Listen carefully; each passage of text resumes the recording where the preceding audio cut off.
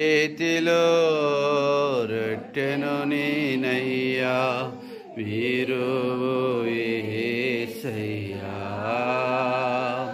వీరువు యేసయ్యా, ఆశీర్వదించుము యేసయ్యా. మహోన్నతుడా, మహాగణుడా, సర్వాధికారి అయినటువంటి మా యేసయ్యా, మా చేతికి ఇవ్వబడినటువంటి ఈ రొట్టెను మీరు దీవించండి, ఆశీర్వదించండి.